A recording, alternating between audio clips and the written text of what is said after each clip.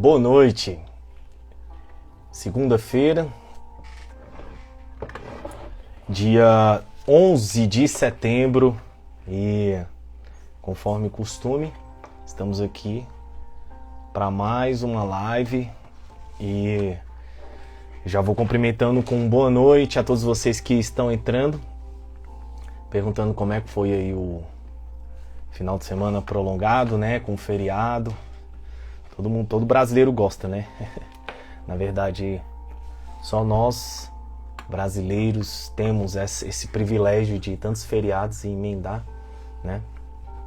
E hoje eu quero falar sobre um capítulo do meu livro e sobre um tema muito importante,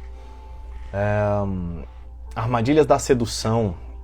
Eu acredito que é uma etapa da nossa vida que a gente constantemente vai guerrear contra, que é a sedução. Eu acredito que nós mesmos utilizamos da sedução também. E deixa eu avisar o pessoal aqui no grupo, eu acho que eu já avisei, que estamos online e vamos continuar. E conforme a gente prossegue, tem uma música interessante enquanto eu estava treinando, que é do Saia Rodada. E apareceu pra mim quando eu fui deixar no shuffle, né, que é no aleatório. E aí é uma música chamada Modo Conquista. E aí eu vou ler essa música, quero que vocês depois escutem. Mas se você for lá no meu livro, esse capítulo quem me inspirou foi uma pergunta de uma amiga minha, quando a gente estava conversando. E ela fez a seguinte pergunta, que é a que inicia o capítulo, né? Por que eu só atraio cafajestes? Essa foi a pergunta que eu lembro até hoje, quando ela fez. E se você for lá na página 46, eu já inicio entre parênteses com essa pergunta, que diz assim, ó. Certa vez ouvi, por que eu me apaixono só por cafajestes? Eu serenamente respondi, o fato não é em si o cafajestismo que te atrai, mas o que te chama a atenção neste conjunto. Normalmente, os cafajestes são excelentes vendedores, pois sua desenvoltura em seduzir também o faz vender-se. Então vamos começar. Eu acredito que, na verdade, eu gosto muito de estudar a etimologia das palavras, né? Quando a gente vai lá na raiz da palavra seduzir, literalmente do latim, ela significa atrair para fora do caminho, ou seja, a palavra seduzir, ela arremete sempre a um engano, né? E eu já falei isso algumas vezes aqui. Para você vencer essa matrix da sedução, você precisa zerar o game. E normalmente quando você zera o game, ou quando você está prestes a zerar o game, boa noite, as pessoas elas começam a te definir em muitas vertentes, né? Eu vou dar exemplos aqui pessoais que eu acredito que vai de encontro a vocês, né? O que é zerar o game? É quando você não é mais atraído por essas estruturas que são colocadas. E eu vou explicar. Hoje, aqui no Ocidente, a percepção sensorial mais usada e mais atrativa na verdade, é o nosso olhar, né? É a visão.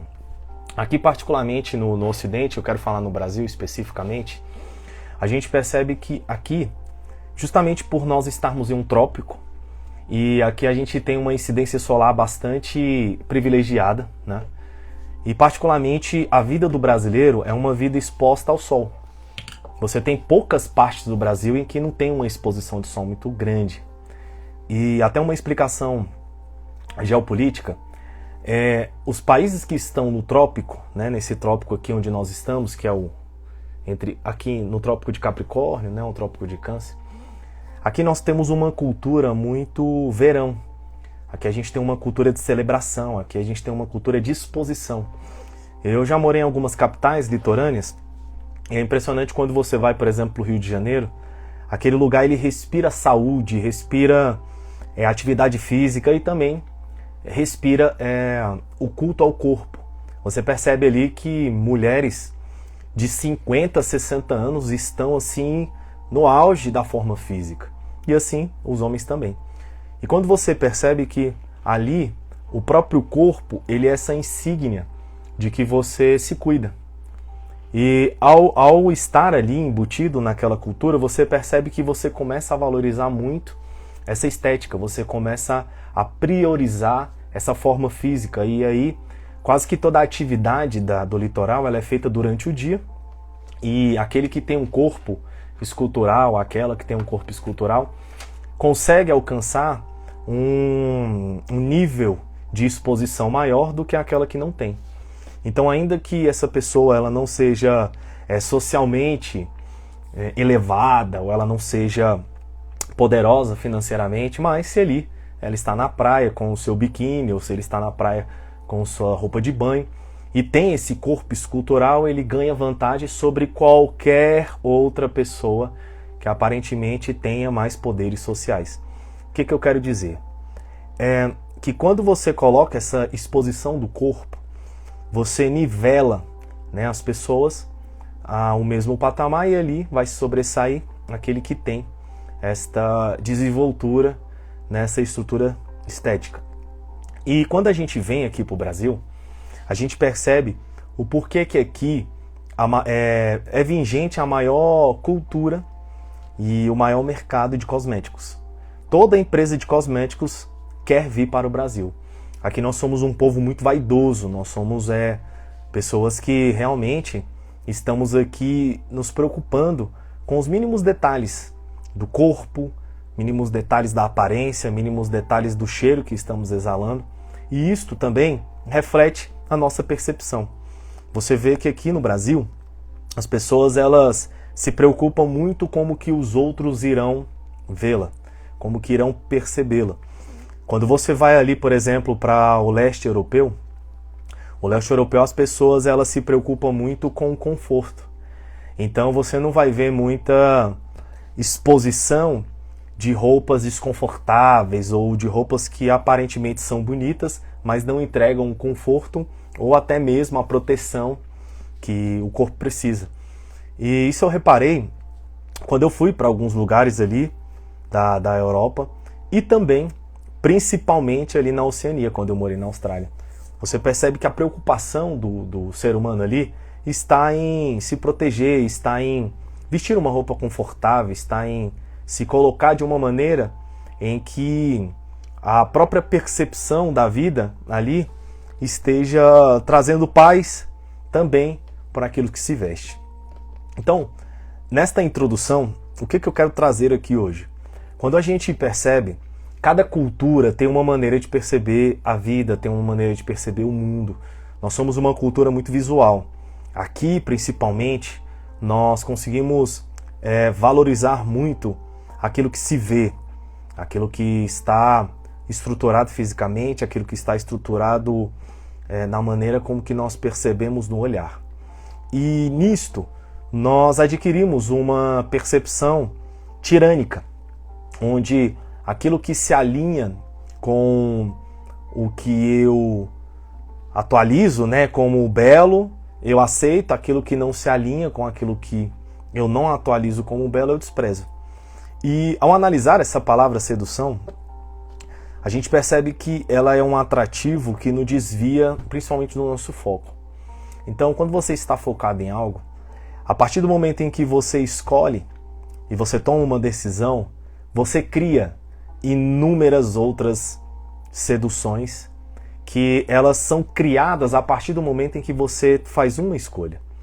Então, eu acredito que nós nunca conseguiremos eliminar a sedução da nossa vida a ponto de que a todo momento nós estaremos sendo atraídos por aquilo que pode nos seduzir. Todavia, a sedução ela é gerada pela carência.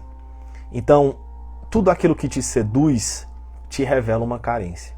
Tudo aquilo que aparentemente pode te atrair é porque se comunica com um desejo seu interno.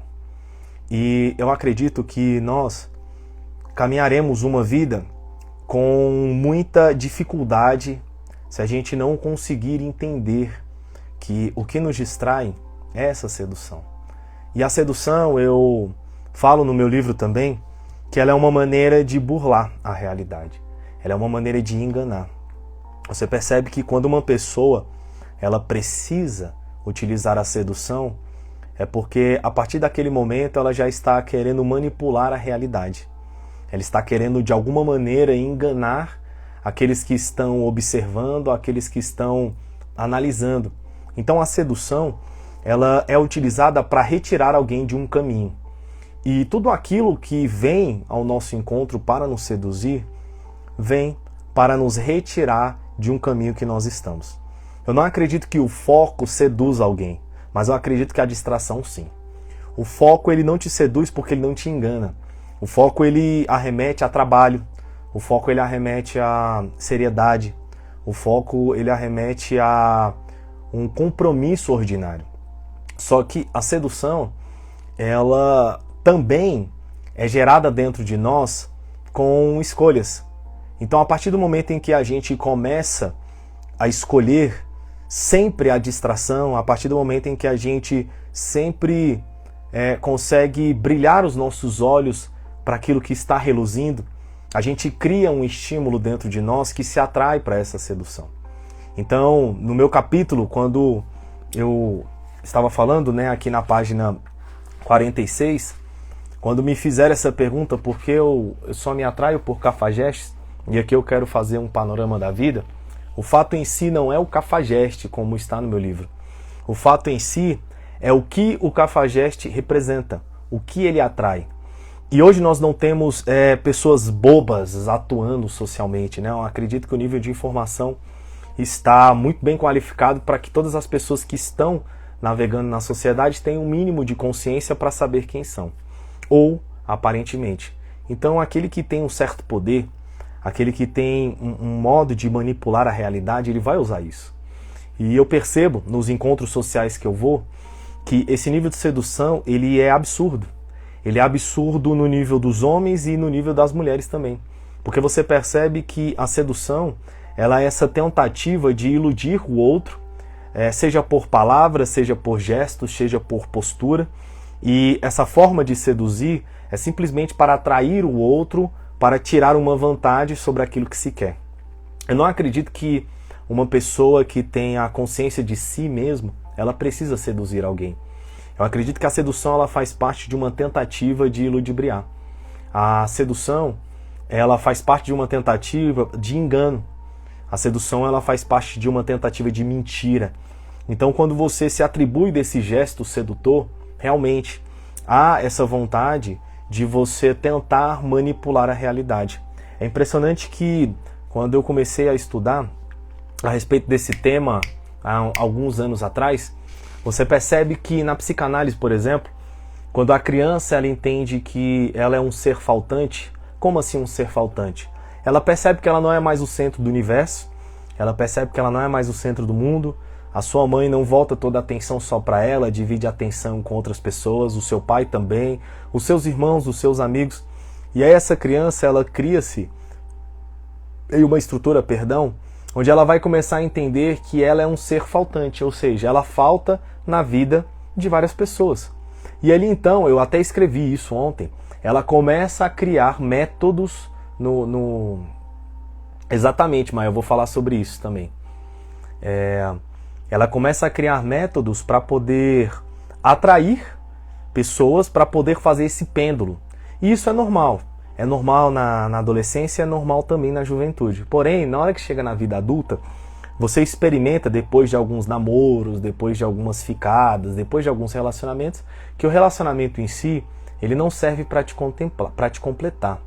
O relacionamento em si, ele vem em uma estrutura de maturidade que você entende que a união a dois, ela fala de propósito, E quando você cresce já nessa consciência do ser faltante, você vai perceber que tem como você ser importante na vida de uma pessoa, também às vezes sendo falta na vida desta pessoa e também esta pessoa sendo falta na sua vida. E aí, quando você adquire essa consciência, você não precisa criar métodos de sedução para atrair a pessoa. E quando você, por exemplo, se arruma, você se maqueia, você se veste bem, você cuida da sua aparência, e aí você passa por diversos homens, vou falar primeiro das mulheres. Se você tem essa consciência que o homem ele tem que te olhar, ele tem que querer algo com você, ou ele tem que... Você tem que capturar os olhares. Se você tem essa consciência e você passa, e você não adquire ou esse olhar, ou aquilo que você já estava premeditando, isso começa a te atingir. Porque você começa a se perguntar, peraí, o que é que tem de errado comigo? Então, esse tipo de consciência faz com que você sempre queira o olhar para si. Os homens também. Quando você cuida da sua aparência, cuida da sua forma, ou quando você aparentemente é alguém que tem dinheiro, que tem posses, e você quer que as pessoas tenham o seu olhar, que as mulheres corram atrás de você, ou que elas implorem pela sua presença, por exemplo, e você não tem isto é uma falta de compreensão do ser. E aí então entra a sedução. É quando você muda o seu jeito de andar, é quando você muda o seu jeito de se portar perante o outro para poder seduzi-lo.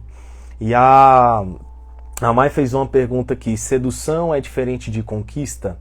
Sim, totalmente. A sedução, em primeira instância, ela te faz mergulhar numa fantasia. E como eu disse, eu estava correndo hoje na esteira e estava no shuffle e apareceu aqui o novo álbum do Saia Rodada e tem uma música aqui chamada Modo Conquista.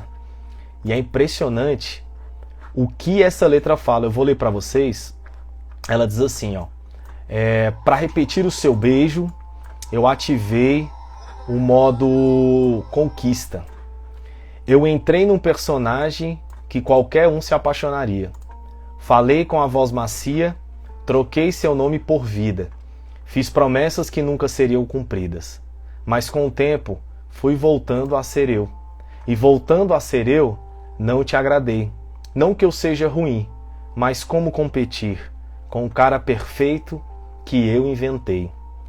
Quem é que nunca finge ser o que não é no começo? Quem é que se apresenta já apresentando os defeitos? Imagina se eu chego e falo: oi, prazer, eu fumo, eu bebo, eu já peguei meia cidade. Você não ia me dar credibilidade. Quem é que finge ser o que não é no começo? O nome dessa música é Modo Conquista. E como eu já disse, essas lives elas são preparadas pelo Espírito. E hoje, enquanto eu estava aqui meditando no que trazer, me veio o tema da live. E quando eu estava correndo na esteira, eu vi essa música, eu falei, pronto, encaixou. E olha que perfeito isso aqui, porque essa música ela é muito verdade. No início, todo o início ele é uma maravilha. No início ali há essa tentativa de você demonstrar todas as coisas boas que você tem ou que você é.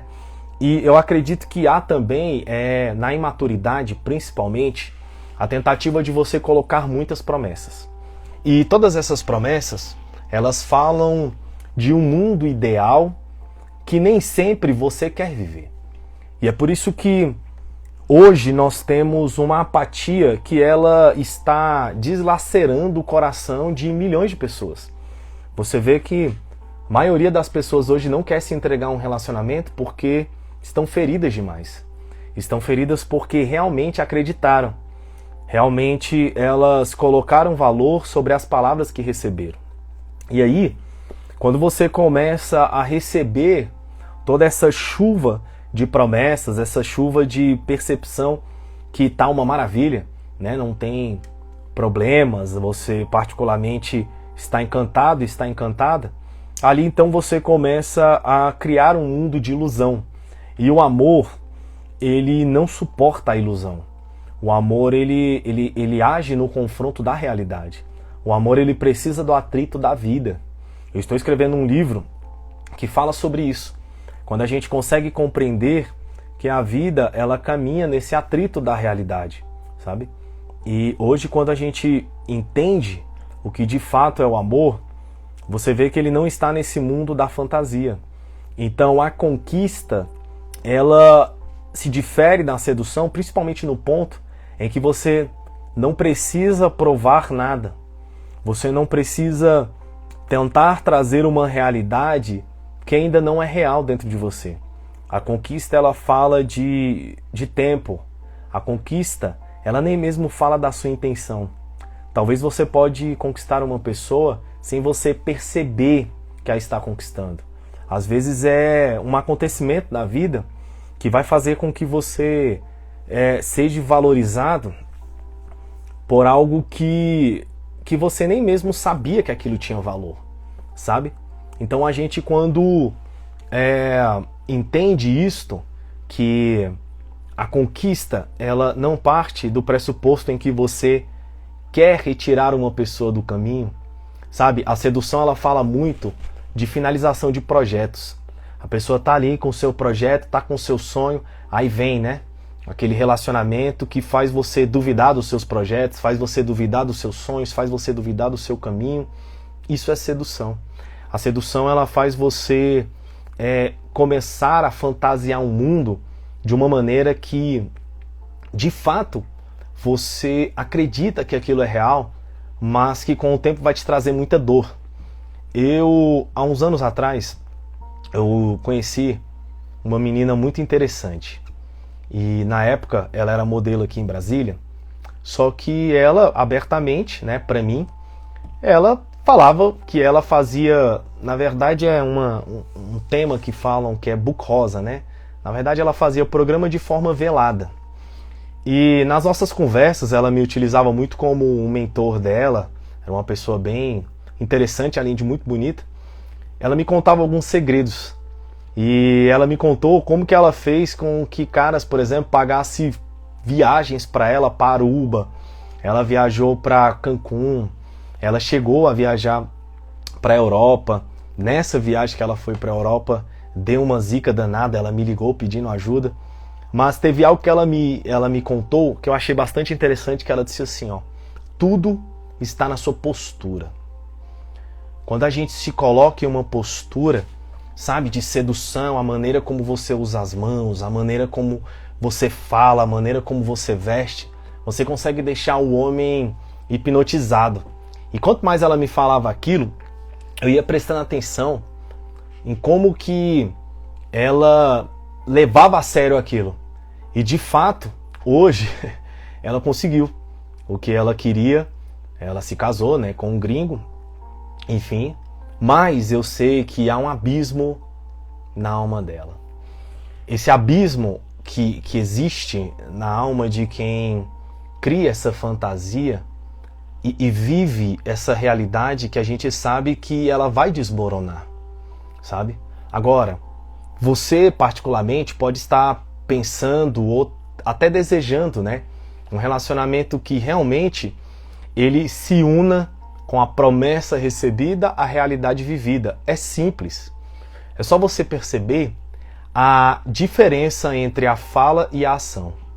Quando você já no início percebe que aquele a qual você está se relacionando ou aquela prefere o ato do que a fala, você já entende que essa pessoa, ela está em um nível de maturidade que já é perceptível para uma relação.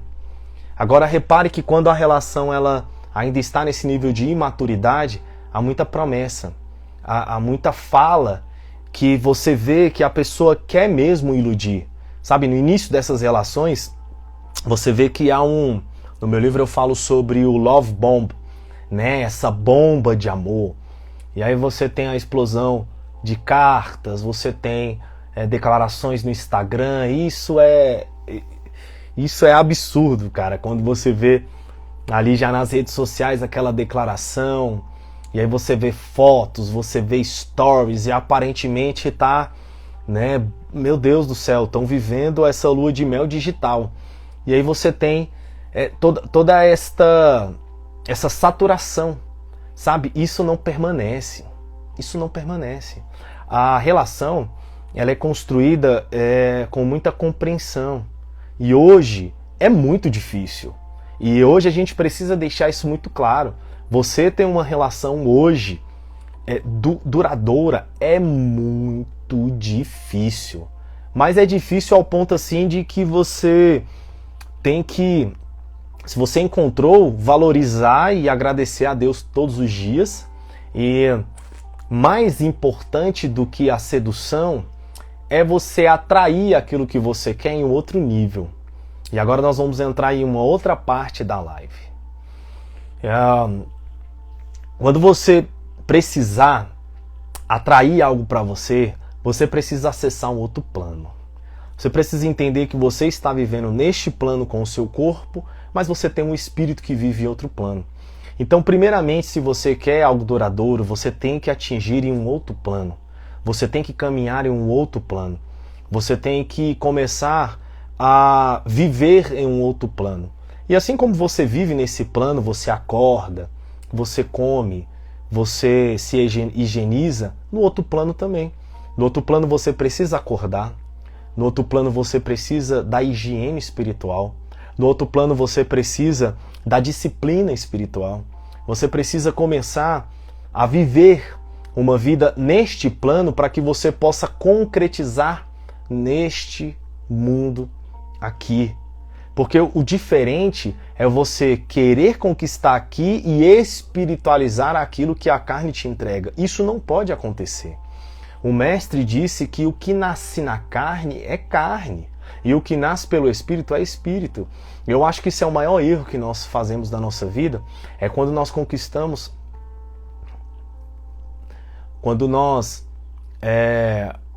eu vou responder essa pergunta da Sampaio. Quando nós conquistamos pela carne e queremos espiritualizar, sabe? Quando a gente tenta pelo discurso espiritualizar, quando a gente tenta engomar aquilo que nasceu na carne, não vai se tornar espiritual. Eu vivi isso e eu agradeço a Deus por me dar a oportunidade e a coragem de viver as coisas que eu posso até mesmo ensinar, não porque eu leio em livros, é porque eu vivi também. E a Sampaio, vão mandando aqui, vão interagindo comigo, tá? A Sampaio perguntou, você acha que se expor demais não é bom? Claro que não. Aquilo que você expõe, a natureza, no meu livro eu falo, as preciosidades da natureza estão escondidas. O diamante ele é feito a centenas de quilômetros embaixo da terra, sobre milhões de anos de fusão. As maiores descobertas que nós temos das preciosidades geológicas e naturais do nosso mundo, essas coisas estavam escondidas. E aquilo que se expõe muito, você desconfia. Aquilo que é valioso, ele está guardado. Aquilo que é precioso, ele não fica se vendendo tanto assim, sabe? Não fica se oferecendo assim. Não fica tão fácil assim. Eu até vejo hoje, um exemplo, meu irmão começou a assistir uma filósofa que está muito famosa agora, e eu falei para ele, eu nem assisto mais ela. Eu assisti a ela há 8 anos atrás, quando os vídeos dela tinham 13 mil, 14 mil visualizações, e o Instagram dela tinha 3 mil pessoas hoje. O Instagram dela tem aproximadamente 1 milhão e pouco, ela está em todos os podcasts, só que já estão comercializando ela. Eu percebi isso ano retrasado, na pandemia, quando uma empresa pegou ela para divulgá-la e ela começou aí a trazer, né, agora que começaram a assisti-la, só que ela já está trazendo um outro tipo de filosofia. E aí eu disse para o meu irmão, nem assisto mais, porque já entrou na massa, todo mundo já está assistindo. Então eu acredito que aquilo que é realmente primoroso e valioso está escondido. Está guardado, não é todo mundo que tem acesso.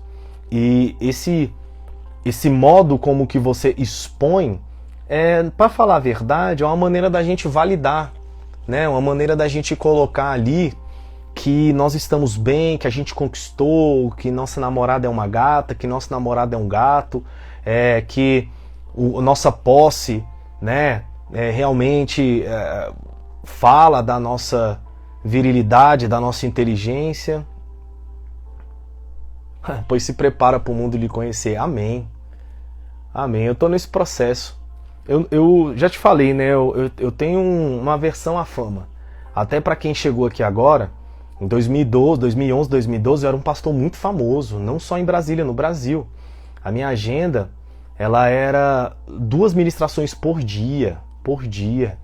Eu tenho ministrações no YouTube que eu fechei elas, tinha no Facebook, e eu ministrava em Brasília e no Brasil inteiro.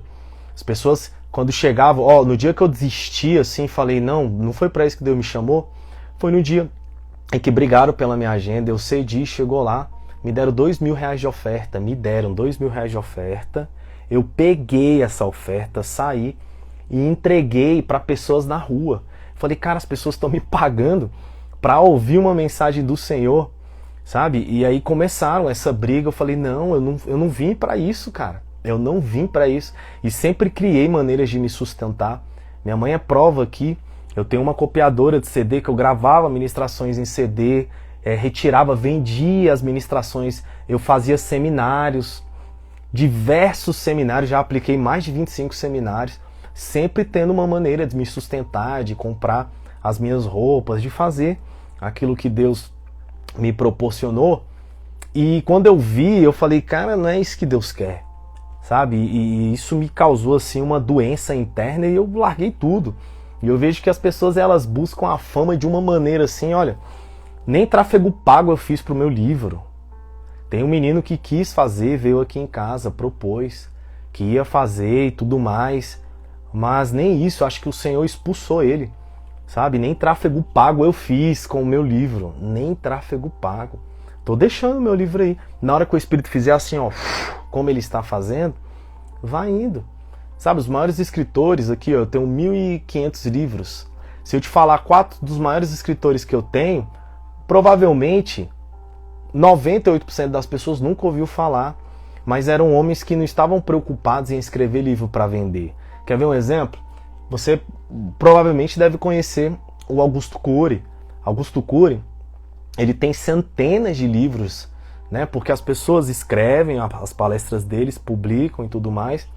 Agora, um exemplo, D.K. Chesterton. Poucas pessoas o conhecem, sabe? Gustavo Corsão, pouquíssimas pessoas o conhecem. O que eu quero deixar? Tudo aquilo que você precisa colocar muita força para atrair é uma sedução. Tudo.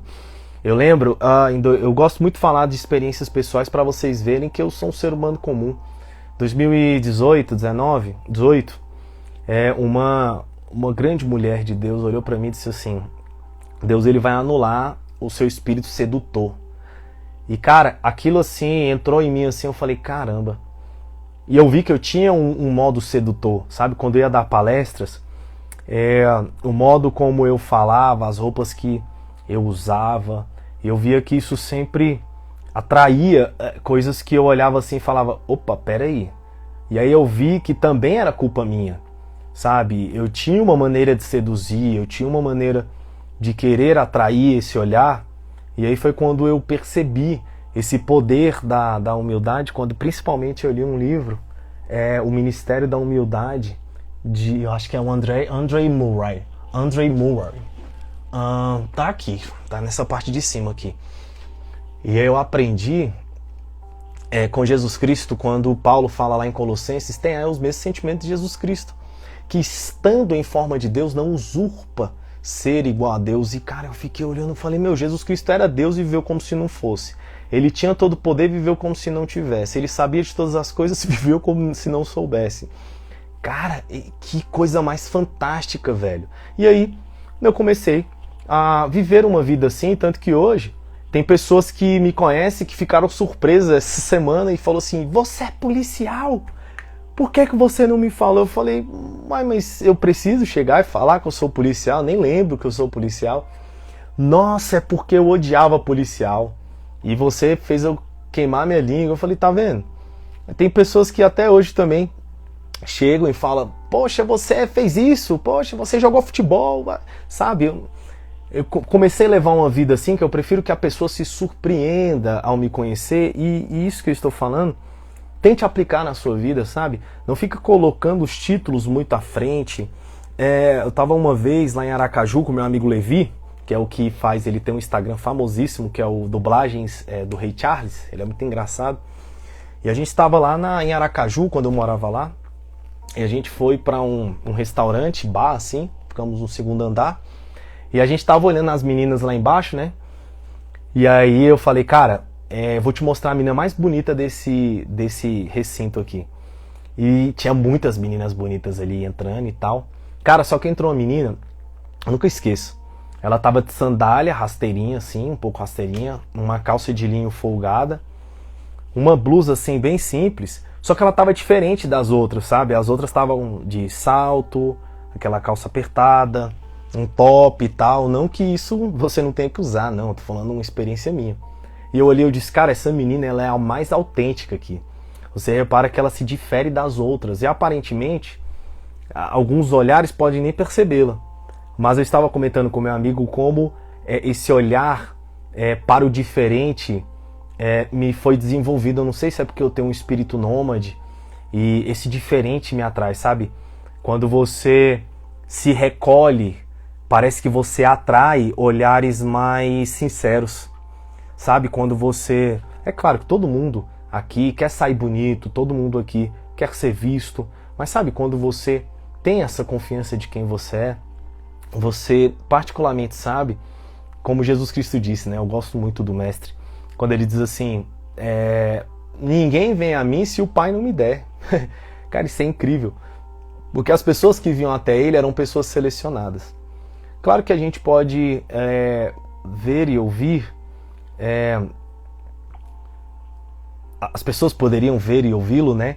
Mas sabe, aqueles que tinham um encontro pessoal com ele eram pessoas selecionadas. A Mai disse, prefiro ver isso também. E é isso, sabe? É quando você realmente tem essa certeza interior, e aí você percebe que a conquista, ela não vem pela guerra. Só que hoje a gente vê muito isso, né? Que a conquista, ela está pela competição. Eu lembro em 2003, nas Olimpíadas da Católica. A Olimpíadas da Católica era um evento esportivo aqui em Brasília. E aí eu participava do futsal, obviamente, futebol, enfim, aí me colocaram no atletismo porque eu corria bem.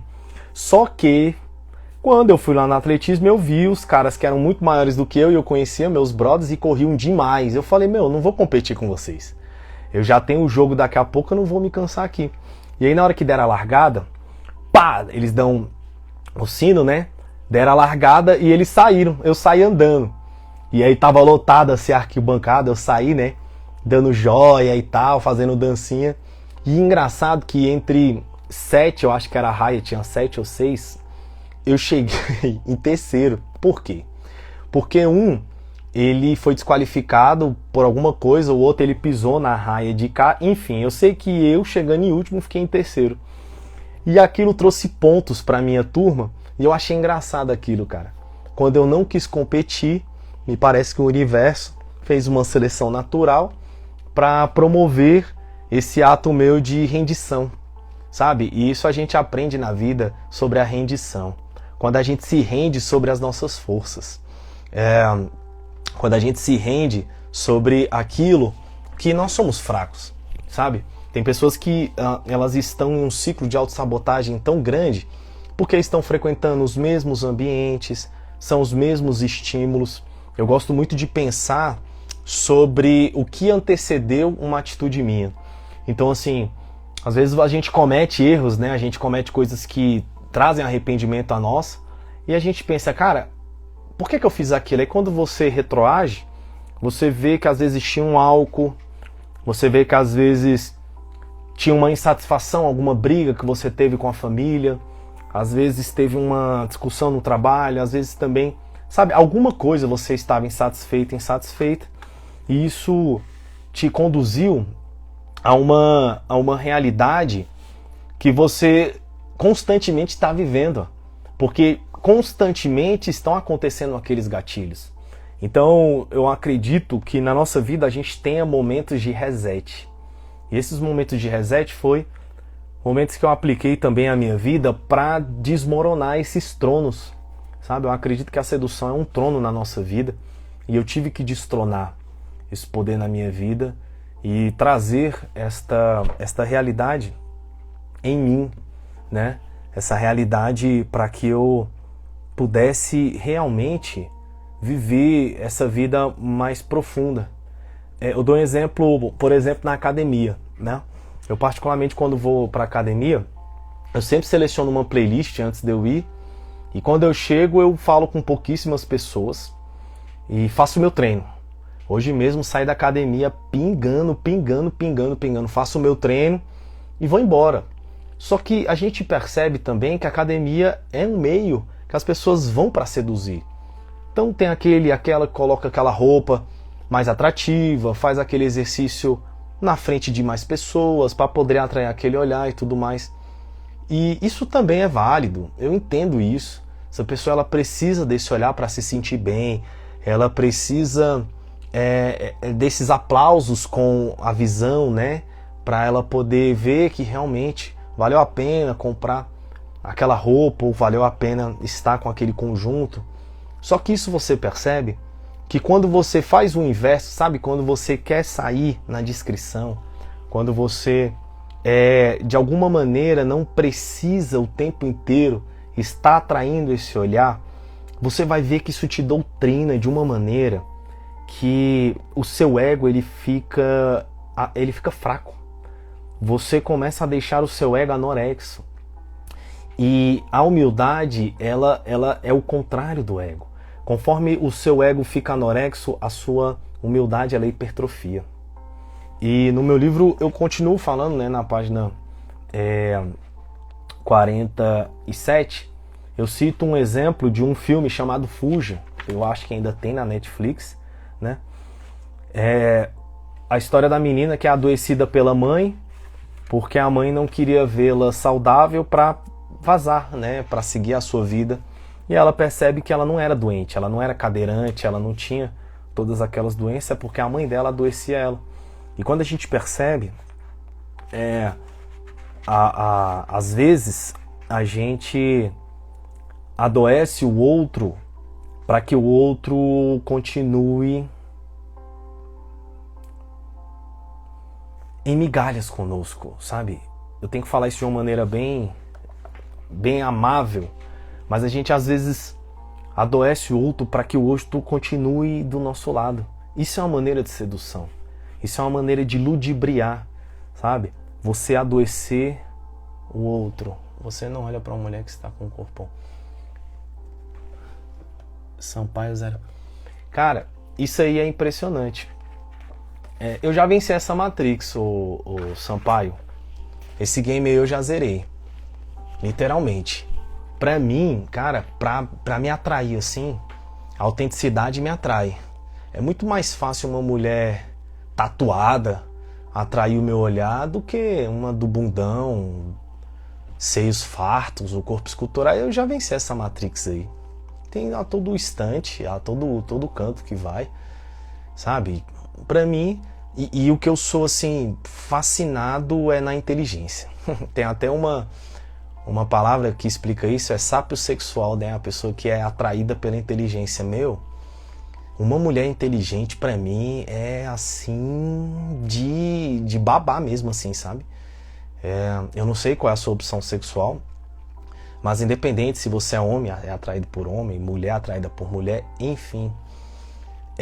Eu particularmente, o que me atrai é muito mais aquilo que a Terra não pode consumir. Então assim, eu não posso falar muito aqui. Assim, se a gente tivesse uma conversa offline, eu poderia contar experiências. Tá, mas como é que eu posso falar isso? Olha só, isso pode ser em relação a qualquer um. Eu já me relacionei com algumas modelos, digamos assim, Miss. Eu não gosto muito de falar porque é pra ficar em off. Mas eu posso te falar uma coisa. Beleza, cara. Eu zerei esse game, sabe? Sobre o que realmente é beleza. Namorei modelos, me relacionei. E uma das coisas assim que me atrai mesmo, não é, sabe? Tem essa beleza que todo mundo olha e fala, nossa, que mulher espetacular, realmente, sabe? Espetacular. Mas nada se compara, uma pessoa que tem um caráter assim, tem uma alma, tem uma inteligência, consiga falar sobre a vida, principalmente tem um propósito, tem uma fé, sabe? Tenha uma transcendência da eternidade, sabe? Saiba que essa vida aqui, ela é passageira, que tenha algo muito mais profundo a ser descoberto. É isso. É isso. É isso. Ó, vou dar outro exemplo. Esse aqui eu posso falar. Isso eu posso falar. Olha só. Isso eu posso falar. Inclusive ela até me mandou mensagem hoje, querendo meu livro em inglês.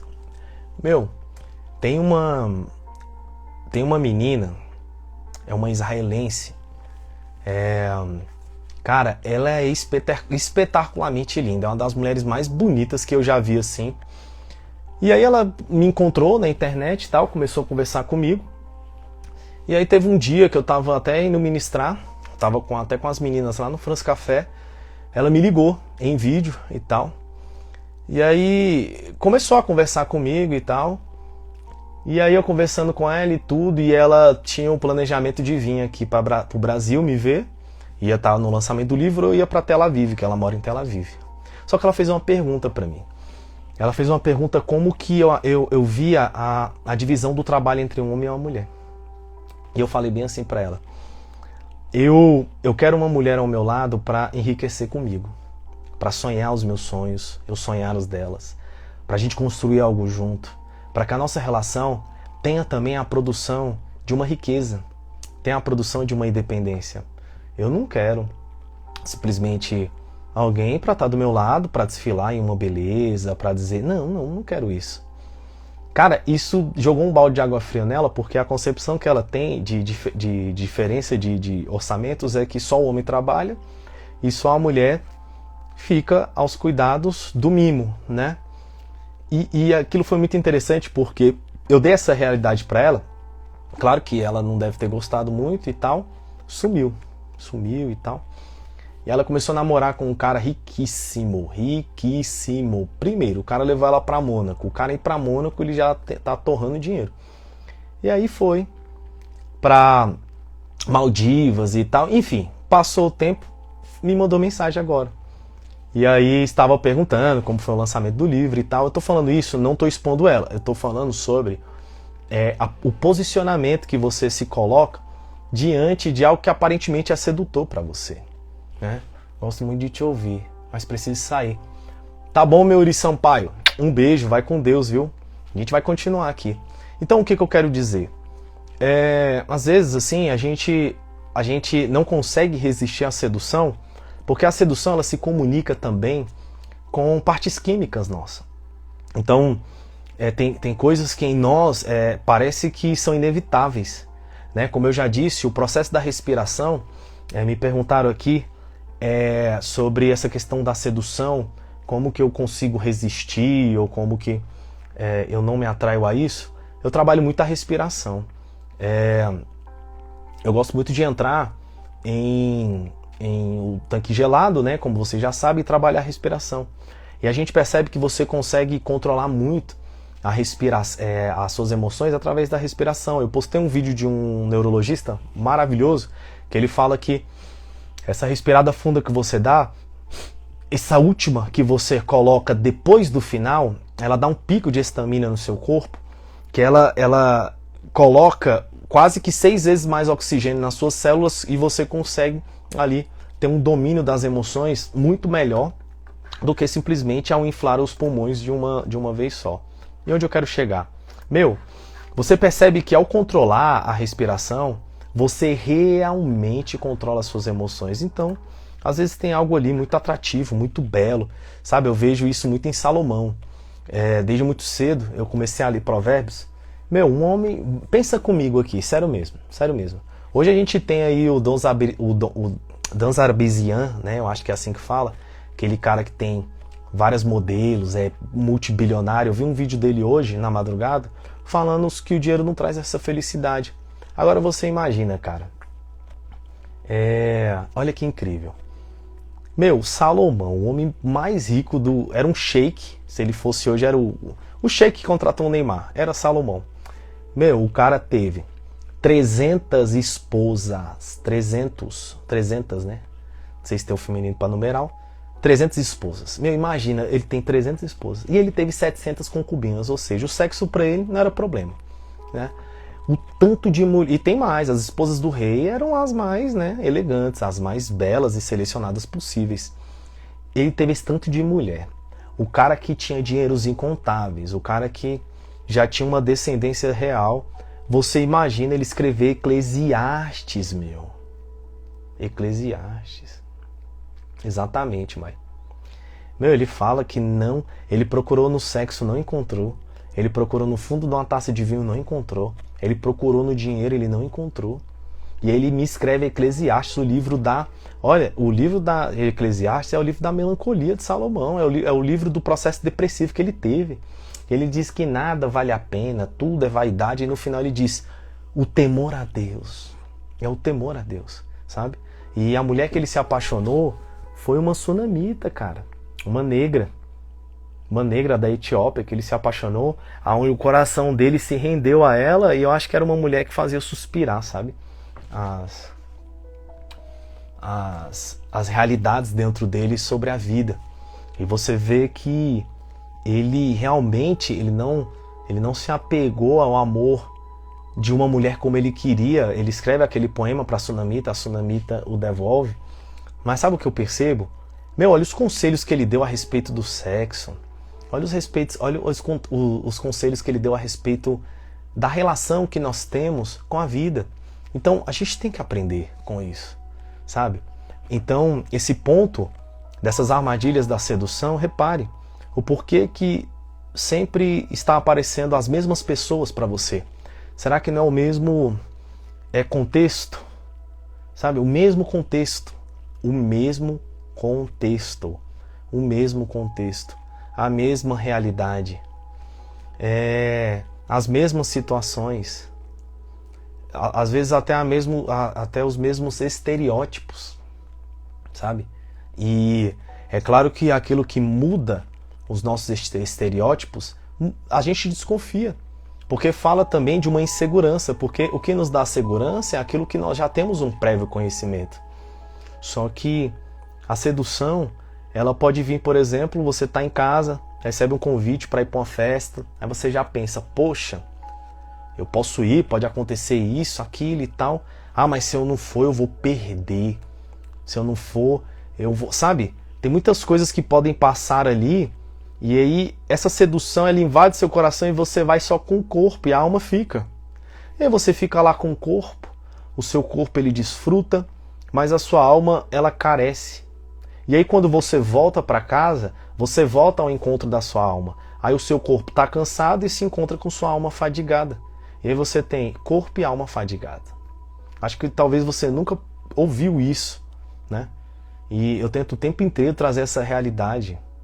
Talvez na semana, o seu corpo tenha encontrado a sua alma cansada. É porque vem, se retorna, comunica com a alma já está fadigada, sabe? Eu escrevi também que os seus pés estejam onde seu coração também está. No episódio 4 dessa série que eu terminei ontem, uma garota, The Girl and Astronaut, eu acho que no português é a namorada do astronauta. Meu, a atriz lá, a personagem, ela fica com o outro por pena, por dó. E aí ela, depois de 30 anos, ela percebe que ela não viveu. Não viveu. E aí eu fico pensando, caramba, meu. Eu vi um vídeo de um cara entrevistando pessoas ali em Niterói, acho que é em Niterói. Quais foram os maiores erros que eles cometeram? Pessoas acima de 60 anos, né? Os maiores erros que eles cometeram na juventude. E eu gosto muito de aprender com aquilo porque eu particularmente estou ficando velho. Eu tô com 34 anos, eu não sou mais um menino. E eu vivi, meu Deus, eu vivi assim, acho que umas 7 vidas. E eu fico olhando e pensando, caramba, o que ainda tem mais para eu viver, sabe? Para que eu não perca essa coragem. Agora, as armadilhas da sedução, para a gente encerrar, elas nos prendem nessa fantasia de que essa estabilidade conquistada Só que pessoas que vivem assim tem que terminar a frase aí.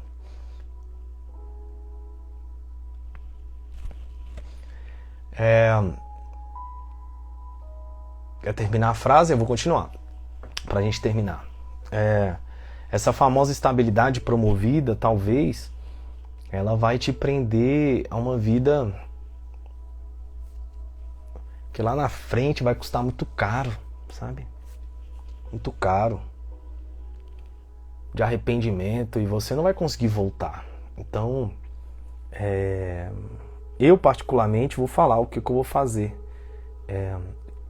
Eu vou continuar com meus compromissos aqui com vocês, nas lives, toda segunda, mas eu tô me retirando mais do celular, sabe? Eu tô me retirando mais do celular, eu tô fazendo um reset em algumas áreas da minha vida, tô sentindo essa necessidade, e eu quero poder encontrar ou reencontrar literalmente a vontade boa, perfeita e agradável de Deus na minha vida, sabe?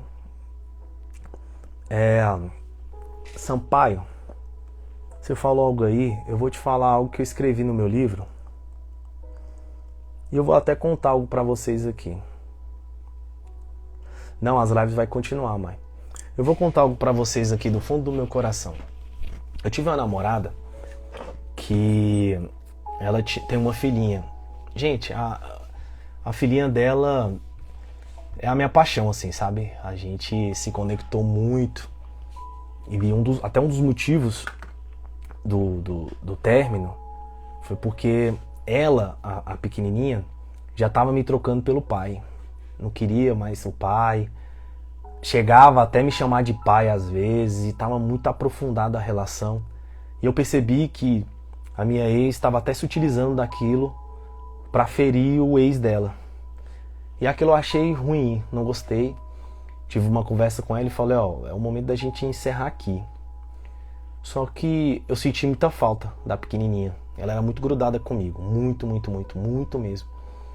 E confesso que por mim eu a via constantemente. E aí quando foi um mês atrás, eu sonhei com a pequenininha. Cara, eu acordei chorando porque me deu muita saudade, sabe? E aí eu chamei minha mãe tava todo dia de manhã, eu converso com minha mãe, né? Eu falei, caramba, mãe, eu escrevi sobre, mas eu vivi isso agora. O porquê que uma mulher fica com o cara por causa dos filhos.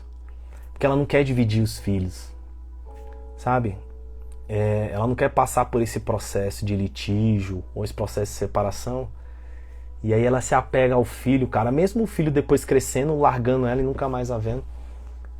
Mas se eu tivesse... Olha só o que eu falei. Se eu tivesse noção da saudade que eu ia sentir da pequenininha, não vou falar o nome dela aqui, talvez eu tivesse ficado nesse relacionamento. Cara, só que o meu amor, a minha liberdade, ele foi tão maior que assim, hoje eu consigo viver com a saudade. Mas já imaginou se eu tivesse me apego ou me apegado ao sentimento de medo pela falta que eu ia sentir? Estaria agora num relacionamento com certeza infeliz.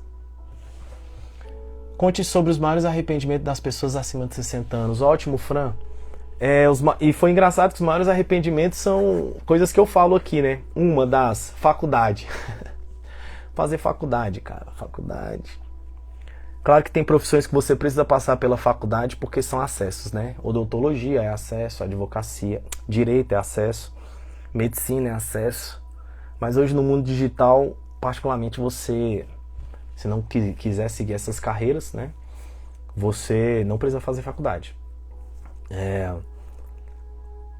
Se importar com o que os outros pensam. Ficar em relacionamentos. Cara, ficar em relacionamento, que era um saco. Sabe? Que não queria viver a vida. Tipo, briga, ciúme, besta. Admitir ciúmes. Teve um que foi não cuidar da saúde, né? Não praticar esportes, não se conter. Teve outro que eu achei massa, propriedades. Carro e bens, né? Carro e bens. Essa é a ilusão aí de você, né? Aqui em Águas Claras tem muito. Minha cidade aqui, pelo amor de Deus, as pessoas moram no carro, né? E aí financia o carro, paga aí R$ 2.000 de parcela num carro. Tem pessoas que pagam 3. Eu tenho um amigo que ele chegou a pagar R$ 10.000 de parcelas no carro por mês. Então, você percebe que a gente, quando está embutido nessa cultura, a gente tenta se estabelecer de uma maneira em que os outros olhem para nós e a gente ganha aceitação, sabe? É por isso que a liberdade desse olho interno, ela te faz caminhar por milhares de anos à frente, porque você não fica necessitando de querer comprovar absolutamente nada. Absolutamente nada, meu. Você fica tentando, às vezes, querer com que os outros te aceitem, sabe? Querer com que os outros possam te olhar e te ver como alguém, mas, pelo amor de Deus, sabe? A gente tem muita segregação em vários ambientes. Você vai para uma festa, por exemplo, aí você tem pista, camarote, lounge VIP, e aí eu fico olhando naquilo, caramba, meu. Sabe, essas segregações, aí quem tá lá em cima olha assim como se, tipo assim, olha eu aqui, seus quebrados, tipo, tô curtindo uma festa melhor do que vocês. Sabe, umas imbecilidades que eu fico olhando e, enfim, esses arrependimentos que as pessoas vão colocando ali, eu vi que se comunica muito também com essa estrutura de vida nômade, né, de você não se apegar. Claro que você não vai ser um irresponsável, né, mas de fato você perceber que você não precisa ficar se apegando a estruturas que te prendem ou que retiram a sua liberdade, né? Estruturas que fazem com que você trabalhe para mantê-las. Você luta, conquista, e aí você conquistou e você tem que trabalhar para mantê-las. Isso é um absurdo, cara. Sabe? E aí você, aí fica. Não, eu tenho que manter isso aqui. Aí pra quê? Diz pra mim, pra quê? Aí às vezes, tá? Falo isso? Falo. Cara, olha só que incrível. Às vezes, você até tem vergonha ou medo, sei lá, da pessoa que você for conhecer não querer conhecer sua casa ou ficar com vergonha de mostrar onde você mora, sabe? Eu acho tão impressionante quando uma pessoa tem orgulho do esforço que ela fez pra ter o que ela tem. Tipo, não é isso, tu mora numa kitnet, e daí, meu? Se tu tem um chevetinho, uma bike, que daí, meu? É uma pessoa que se atrair por você, a pessoa que se interessar por você, ela tem que entender as suas limitações, sabe? E é muito mais fácil você progredir em riqueza com uma pessoa dessa do que com uma pessoa que aparentemente já tenha tudo, sabe? Que aparentemente te entregue todas as seguranças e consiga, né, te abster financeiramente ou estruturalmente. Eu particularmente vejo a vida por uma outra ótica, né? Outra ótica, uma ótica muito mais viva, muito mais real. E é isso. Eu acho que vencer a sedução, você zera a Matrix. Zera porque você não vai se pautar pelo que os seus olhos veem. Você vai se pautar pelo que o teu coração sente. Você vai ser uma pessoa intuitiva, uma pessoa que caminha não por vista, né? Uma pessoa que você não desenvolve essa carência do seu olhar. E aí então você passa a viver abastecida, sabe? Viver abastecido. Você não vai procurar aí tanques para você se encher. Abastecido. Literalmente abastecido. E repare, as redes sociais, elas nos perturbam, porque ainda que você esteja aqui tranquilo e tudo mais, você olha a vida de um outro, ou a exposição de um outro, e pode ser que automaticamente você se compare. Você compare a relação, você compare as posses, você compare tudo. Tudo, tudo, tudo, tudo, tudo. E aí essa comparação, ela pode fazer com que você desperte um sentimento de ingratidão. E esse sentimento de ingratidão, ele te faz você não perceber os detalhes da vida. E os detalhes, eles revelam Deus, né?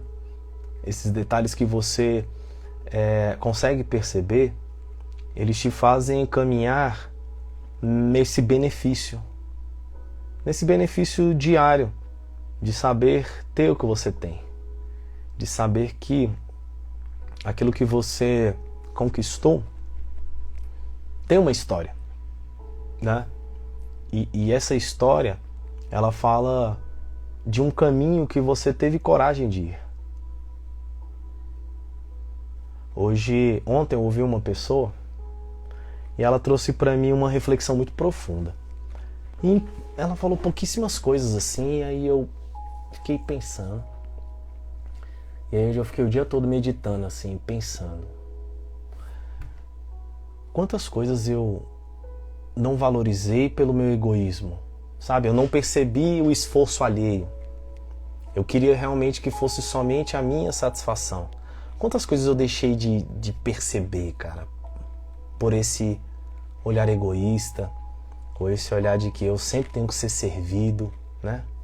Eu acho que é por isso que Jesus fala que o que serve é maior, porque quando você serve, o tempo inteiro você está se colocando ali como menor, né? O tempo inteiro você se coloca ali como alguém que precisa entregar.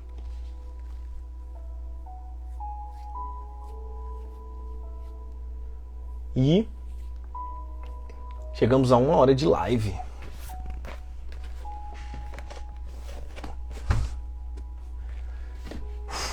E para você que não comprou o meu livro, compre. Me mande um direct. É uma balança difícil de equilibrar.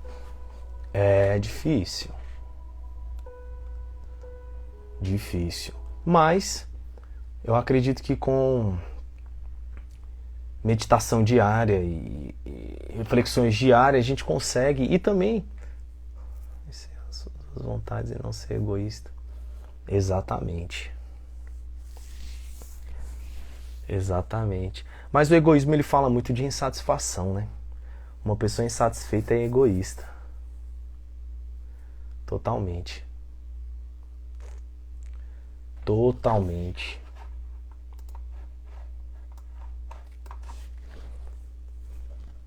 E a gente está aqui 1 hora de live. Eu vou encerrar.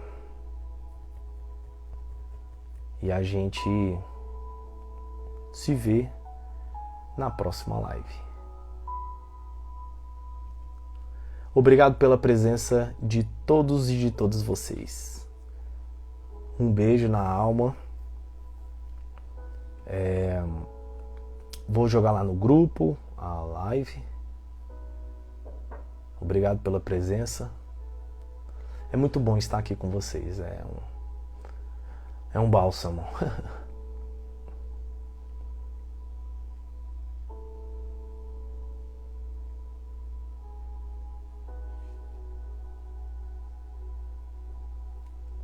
Obrigado.